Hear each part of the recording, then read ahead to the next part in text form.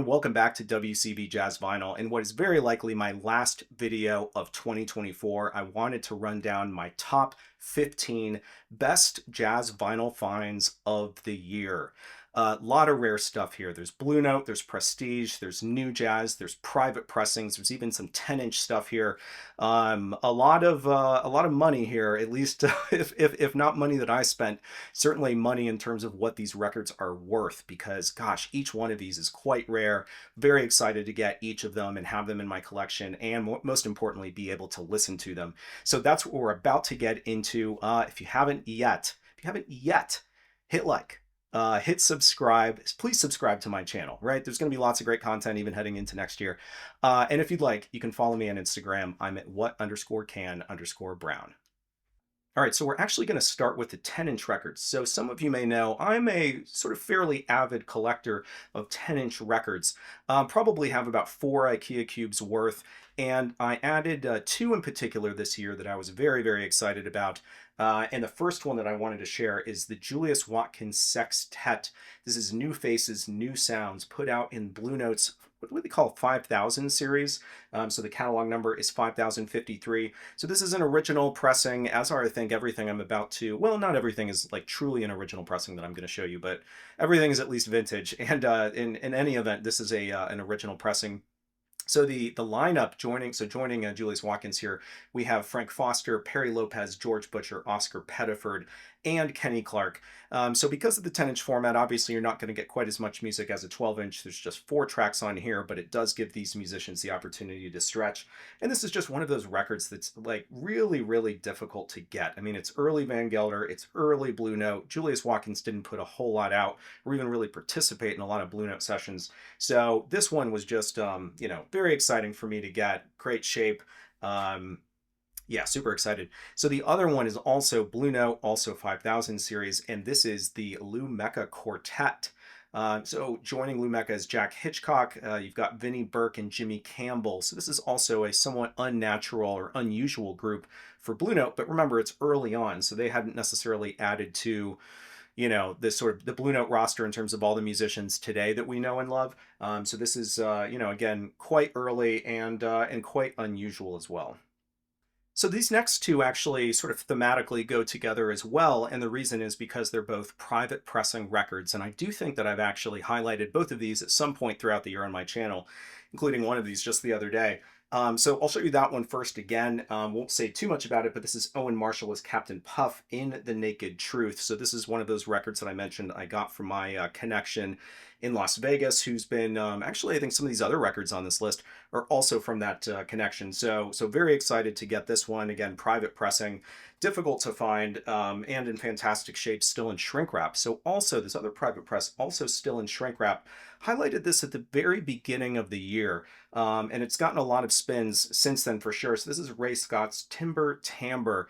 What to say about this other than the fact that it's private press. A lot of musicians I hadn't actually heard of. This is sort of heavy on the percussion side, and yeah, just kind of an unusual one. And now I'm trying to remember exactly how I came across it. It might have been on, it might have just been on eBay, so not exactly sort of the sexiest of stories. But listen, more and more these days, that's where the stuff is found. It's harder and harder to find the stuff, call it, in the wild. All right, so sort of continuing this idea of showing you 2 records that have a particular theme, the theme across these 2 is that they're perhaps the most well-known jazz albums ever put out. And I actually did own copies of both of these records, but I'll tell you why I sort of upgraded or added 2, because I haven't actually ditched any copies, but why I added to these. To the copies that I already own. So this one is obviously John Coltrane's Blue Train, and what you may be able to see is that this is not a laminated jacket. So what gives? Well, this is a later New York City or sort of New York, USA label era release, so it doesn't have a laminated photo. Now, why am I excited about it, right? Why is this one of the top ones in my collection and that in terms of what I added to this year? The reason is because, first of all, it is a Plastilite pressing. So it's a New York, USA Plastilite pressing. It's also just flawless. Like, near mint plus, whatever you want to say. There's no marks on it whatsoever. Probably hasn't been played much at all. And so the idea that that I was able to again add this to what I already own, because I don't own a copy of Blue Train in terms of a vintage pressing that's in as nice of shape. I was just obviously very excited to grab that one. Actually grabbed it from somebody I know on Instagram. So this next one, this really is the most well-known jazz album probably of all time. So Miles Davis's Kind of Blue. So this is a stereo pressing, and I already own a stereo pressing. So again, what gives? Why did I pick this one up? Why is this special? Well, the reason why is because the seller unsealed this record themselves. So this is how it came, and you'll have to excuse there's sort of some dirt and stuff on this plastic sleeve. I haven't want to keep the sleeve, right? So I'll probably end up putting the sleeves back in the jacket and then re-sleeving the record.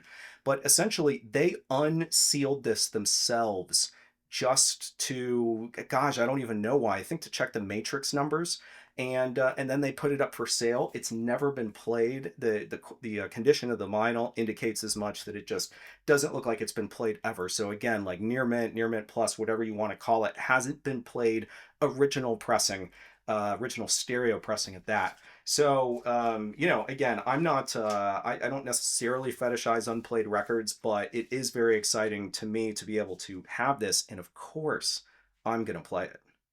All right, so what's the theme of the next two? Well, that theme is Jackie McLean, and actually both of these for Prestige. So the first one is Jackie McLean and Co. This one happens to have Ray Draper on tuba, perhaps his earliest appearance, or perhaps his second. You also have Bill Hardman, Mal Waldron, Doug Watkins, and Art Taylor. This is a absolutely classic record. This is one of those that I got from my connection in Las Vegas as well. Don't know how they came up with it, but very excited to have a copy in this condition, because I previously had one. It was in like G plus shape. This next one, so Jackie McLean 4, 5, and 6, also from my Vegas connection. So they've been very good to me this year. So this record has Hank Mobley, Doug Watkins, Donald Byrd, Mal Waldron, and Art Taylor joining Jackie McLean. I had never owned an original pressing of this record. I had only owned that Analog Productions sort of reissue. So very excited again to be able to add this really for the first time. So at this point, you may ask yourself, can I keep doing this theme thing? Well, it turns out I can for now. We'll see. So this is the theme now is new jazz. So this is Gigi Grice featuring Richard Williams on the Rat Race Blues. Picked this up actually very, very recently. So this is like a late year acquisition, if you will. So Richard Williams, Richard Wyans, Julian Ewell, and Mickey Roker happen to be on this. I've owned a copy of this record, but it was on recycled vinyl. This is the first time I've been able to get an original pressing. It's got the wide, deep groove and everything. So very, very excited. This just increasingly is a difficult one to find, especially again non-recycled and in great shape. This next one I've actually highlighted on my channel. So again, also new jazz. I got this at Bop Shop in Rochester, New York. Very excited to get it. This is Mal Waldron's sort of trio. Mal 4 is the name of the album. So who's on it? Addison Farmer and Kenny Dennis is joining him. So again, I've owned a copy. Mine was in like G plus VG minus shape. I forget. I've since sold my my previous copy on eBay. Very excited to get a copy in this condition. The cover may not look like it's in as great shape because there's got some loss of lamination, but that vinyl is just really, really stellar. All right, this is about when my sort of intention to have themes kind of falls apart, maybe just a little bit. But continuing new jazz, and notice this is Art Taylor. So this is Taylor's Tenors. This is so I mentioned this is on New Jazz. It's Art Taylor, Charlie Rouse, Frank Foster, Walter Davis, and Sam Jones. This happens to be a promo copy, as noted by the not for sale stamp. Again, I had owned a copy of this before. It was not in great shape. This copy is in stellar shape. I couldn't even believe that I was able to get this. This was an eBay purchase, admittedly. Again, not the sexiest of stories, but very excited to get that and for a decent price. So again, if I'm trying hard to have there be a theme, well, Art Taylor happens to play on this as well. So this is Donald Byrd's Off to the Races, another story where I had a copy, not in great shape, was able to get this upgrade. This is a fantastic lineup. So in addition to the leader Donald Byrd, you've got Jackie McLean, Pepper Adams, Wynton Kelly, Sam Jones, and again, of course, Art Taylor. All right, we're almost done with this sort of rapid fire show and tell kind of video.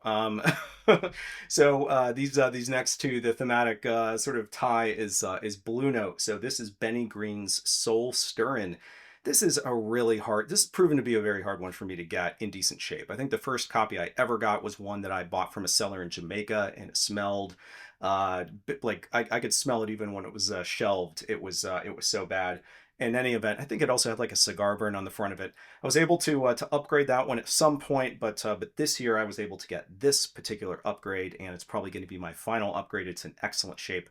So in addition to Benny Green here, we also have Gene Ammons and Billy Root. Gene Ammons is simply billed as Jug, probably because he was under contract with Prestige. You also have Sonny Clark, Ike Isaacs, and Elvin Jones. And one note is that Benny Green not only plays trombone here, he sings a little as well. So kind of know that going in. But that one's just really been proven a tough one for me to find in decent shape.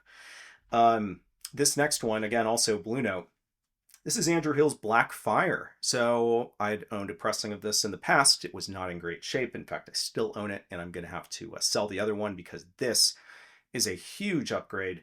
Late acquisition or late purchase for me. I just got this about a week ago. Very excited. As you can see on the cover there, you've got Joe Henderson, Richard Davis, Roy Haynes that are joining Andrew Hill, and this is just fantastic music. Perhaps my favorite of Andrew Hill's records, and so again, very excited to get a clean original pressing.